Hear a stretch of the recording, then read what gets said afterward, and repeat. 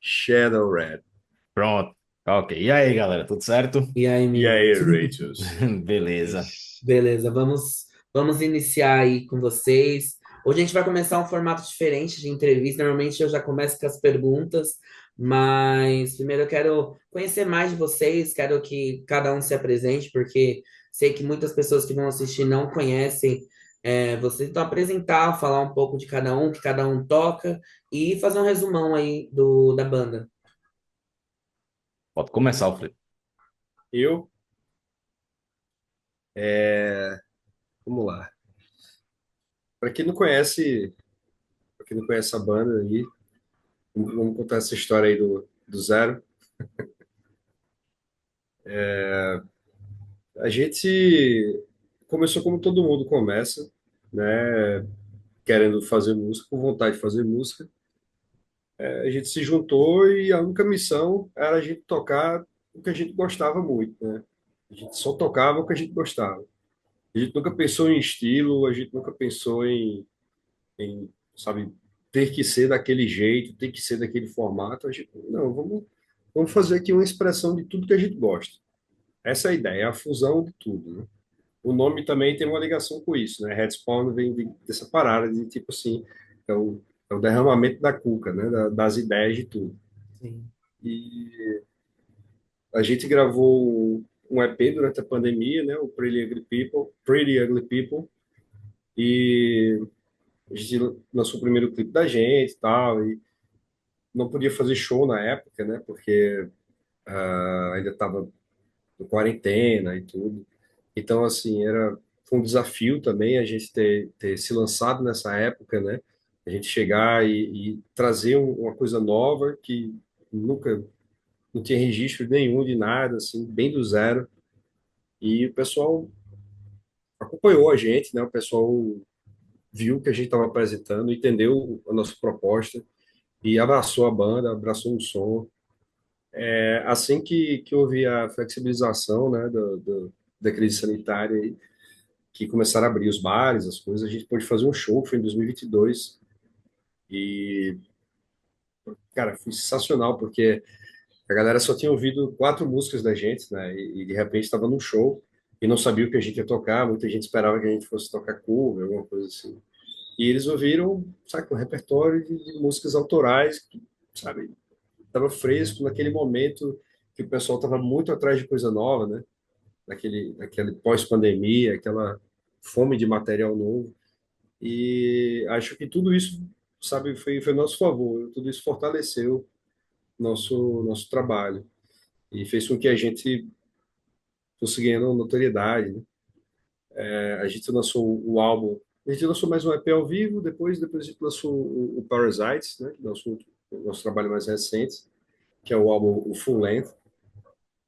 E a gente está, assim, cada vez mais feliz com o que está acontecendo, sabe? Assim, resumidamente, é isso. É, A gente e, sente que a gente está chegando na galera.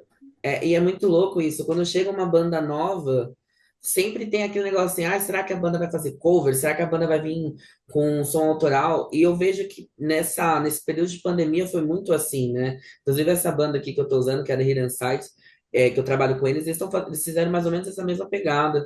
E, eles vão vir com cover, só que aí eles vieram com um negócio totalmente fora da caixinha e impressionou todo mundo, né? Sim, é importante sempre surpreender, né, a galera de algum Sim. jeito. E fala que cada um toca, qual é né, o que cada um faz na banda. Eu sou alfa, eu toco guitarra, eu canto Uhum. e é isso. É isso que eu faço também. Eu sou o Marconi Júnior, eu sou baterista. Sou o João Paulo, sou o baixista. Opa, legal. E falando do EP, né, do Pretty Ugly People, foi o primeiro trabalho de vocês, né? E depois veio o live.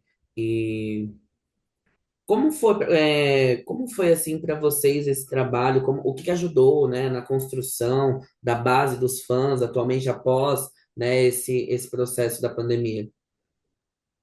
Como a gente iniciou na pandemia, meio que foi incógnita essa questão aí de criar base de fã, né? Uhum, Porque muitas vezes a gente precisa estar cara a cara, né, com as pessoas. No caso, fazer shows, né? Para sim, que fique mais conectado com o público. E aí foi quando a gente teve a ideia de fazer o Pedro People Live, né? Porque foi o nosso. Cara, a gente tem que fazer de alguma forma mostrar como é que a gente é ao vivo, já que não pode ter show, né? Não estava tudo fechado ainda. sim, Então, esse ao vivo a gente fez de tudo para que fosse da melhor qualidade possível, para que tivesse toda a energia da gente, né? Que a gente iria mostrar no palco, né? Só que só no futuro, né? E aí deu certo porque surpreendeu muita gente, né? Porque foi um material que foi muito bem gravado, a gente gostou muito do resultado final. E aí o feedback de todos que viram foi muito positivo, né? Então, o que ajudou a ter pelo menos o início ali, aquela galera que ficasse pelo menos, cara, quero ver essa banda ao vivo, quero ir no show deles assim que tiver, foi esse trabalho, né? Que deu toda vamos dizer assim, essa surpresa pra galera, né? E aí foi bom por causa disso, né? Ajudou bastante esse início da gente ter esse trabalho tanto gravado normal, né, que foi o primeiro EP, como o ao vivo que deu esse chama, né, para a galera. Tanto que quando a gente fez o show, o primeiro show da gente já deu bastante gente, porque quando viram aquilo ali gravado, aquilo ali, cara, quero ver essa banda ao vivo. E aí foi a nossa, vamos dizer assim, nossa saída na pandemia, né? Foi esse ao vivo. E foi o que eu falei para o Alfredo, eu achei o som de vocês uma combinação muito perfeita, assim. E já aproveitando o gancho, né, desde do Pretty Ugly People pro Parasites, né, como foi a evolução de vocês, né, do EP pro álbum finalizado, e como foi o processo criativo que mudou desde o início até o álbum final, o álbum do Parasites? Posso falar? Meio que isso também, o processo do Parasites, ele meio que foi paralelo no Pretty Ugly People, né? Ele se iniciou na época da pandemia também.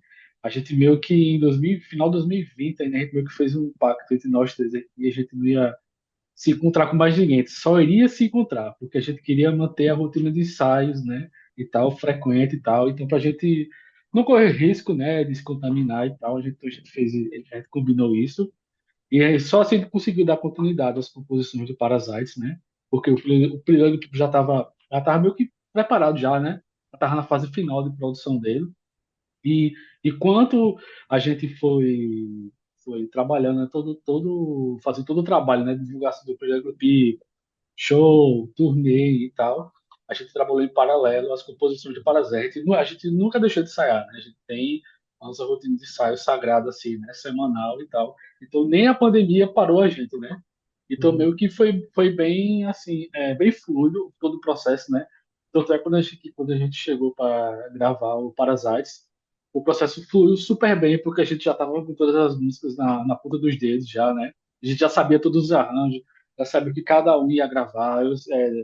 João Paulo sabia a parte da bateria, Alf também, eu sabia a parte de baixo, então todo mundo conhecia muito bem todo o material, né? Porque devido a toda essa vivência que a gente teve na época de composição e tal. Então, a banda já estava meio que pavimentada já com o lance do Prelude People, né? Já tinha feito bastante shows e tal.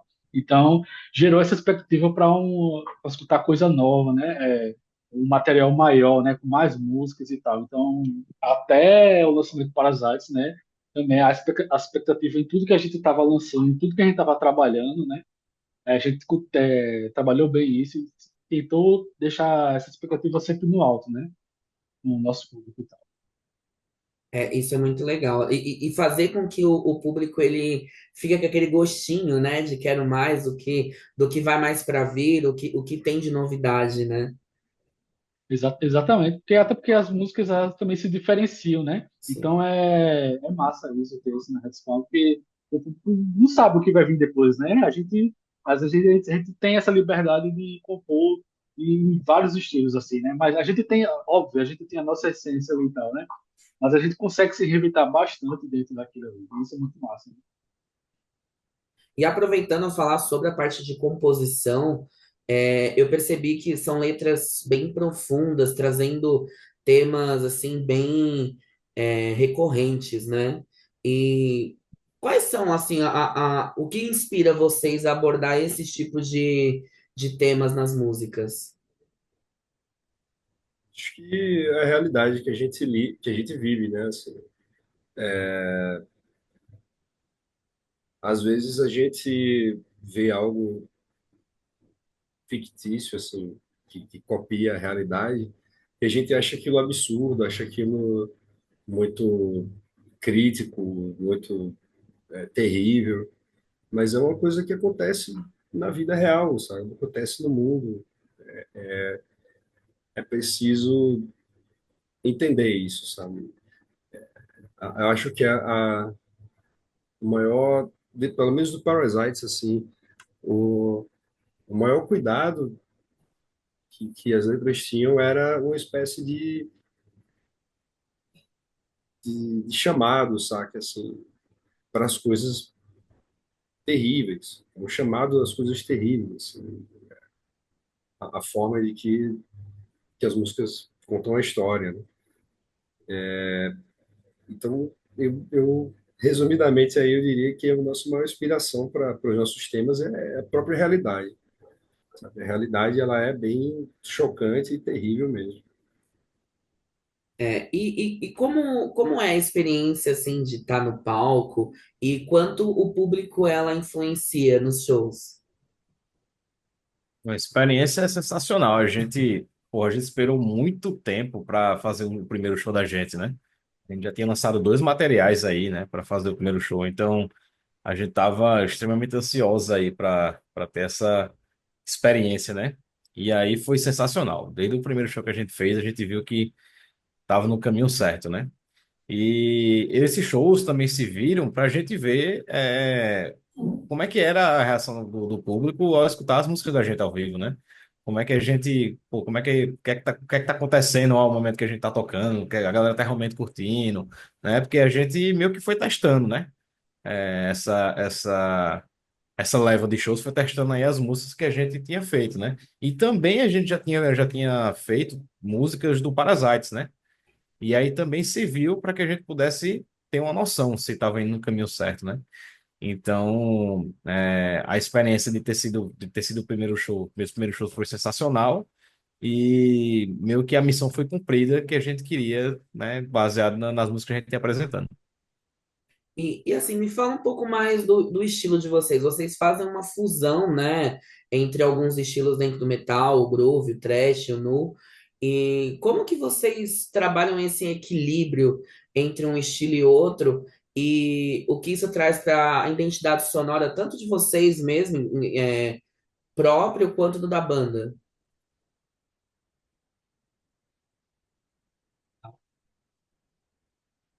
E aí, Alf, responde essa.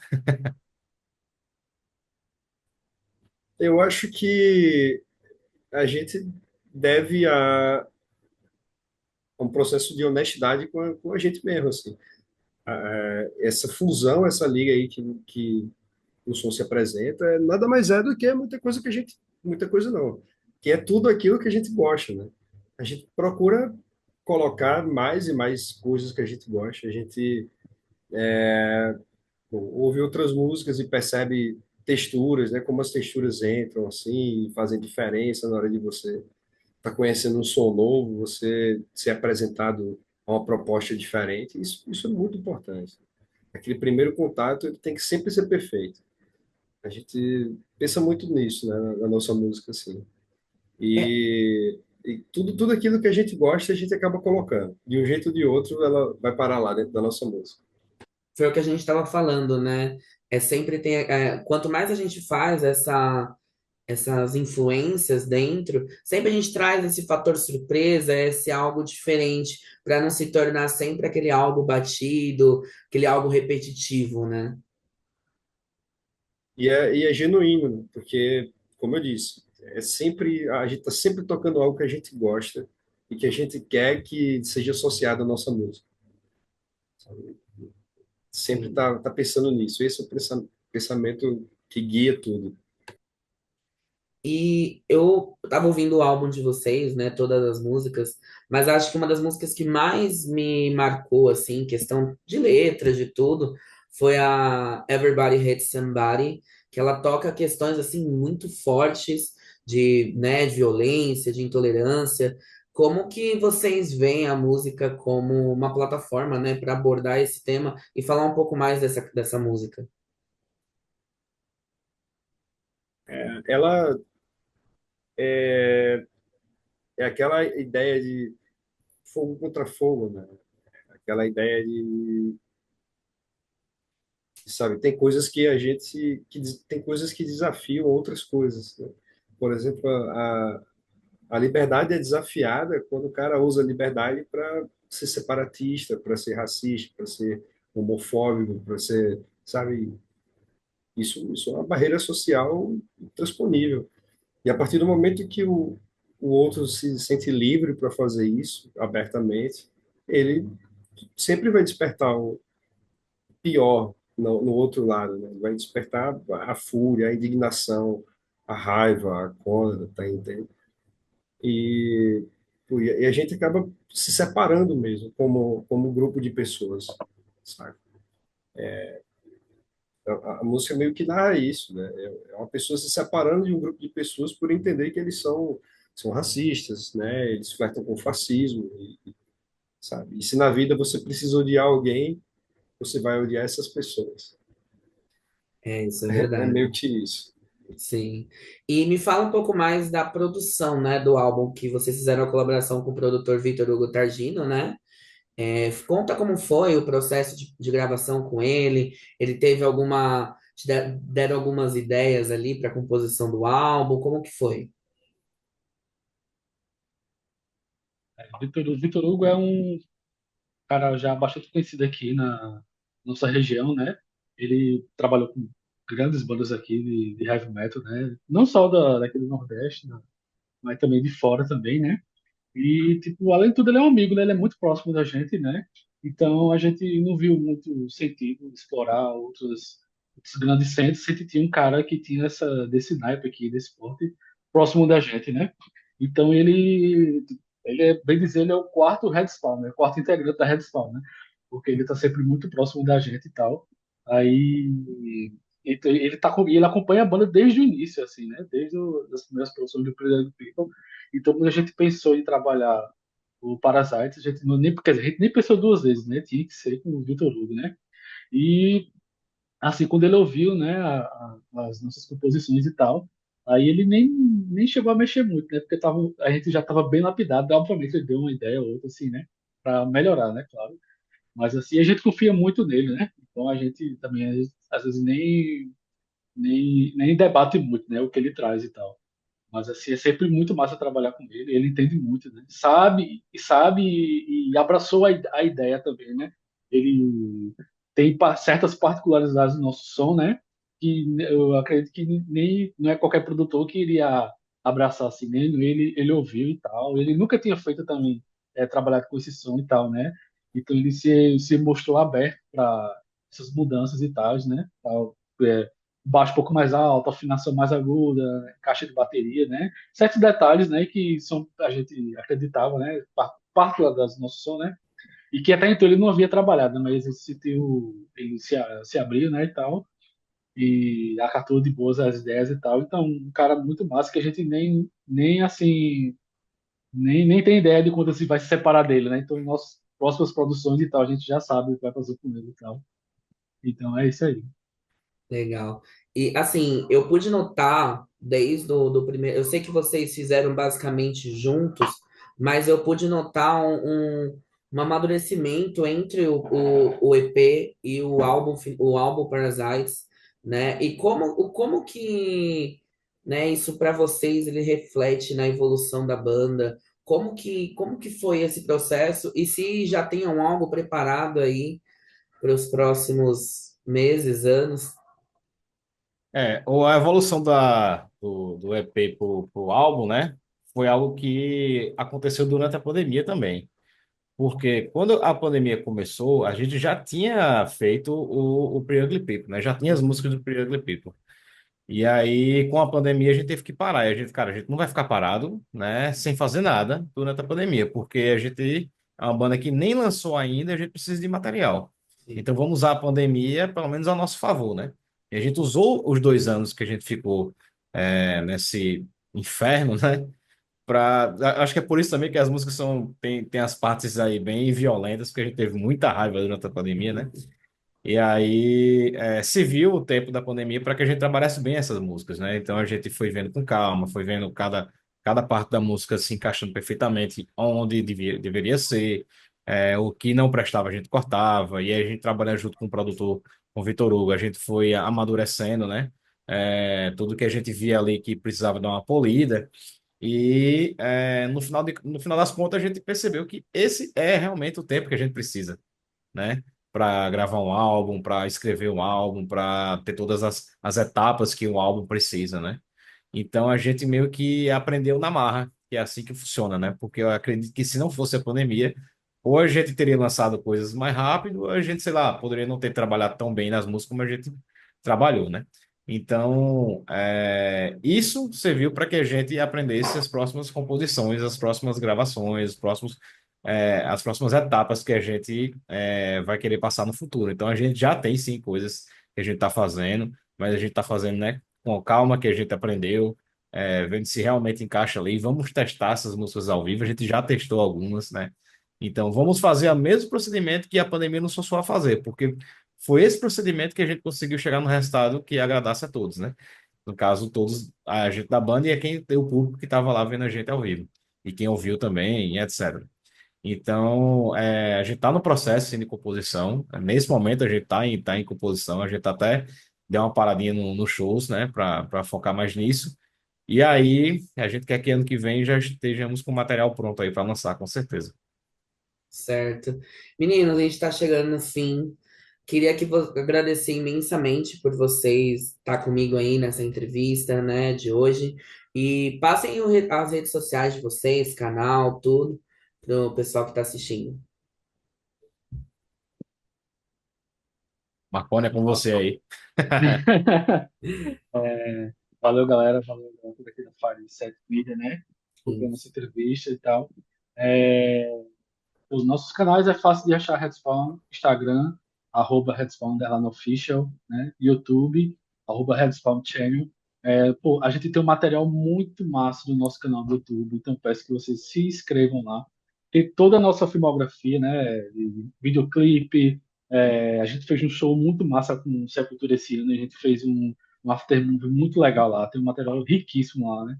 Todo o Pretty Ugly People, o material live, ele foi gravado em áudio e vídeo, então todos os vídeos desse registro estão lá também. Além de ter várias lives também, na época da pandemia, a gente fez lives com altas pessoas massas, que há artistas aqui do Metal Nacional, Rafael Davas, a Milka Cristóforo, então tá tudo lá no nosso canal, então se inscrevam lá, que vai vir muita coisa também mais para frente, né? Teve o nosso último videoclipe, né? Vejam ele também, que é o nosso mais recente lançamento, né? Lá no YouTube, da música You Are, né? Recentemente atingiu mais de 100 mil views, né? Uma meta que a gente tinha e tal. Fui muito feliz com isso, né? É, Merchandise, manda um DM lá que a gente ainda tem alguma coisa ainda, manda um DM no Instagram da gente, né? E no mais, é isso. Valeu. Valeu, meninos. Muito obrigado.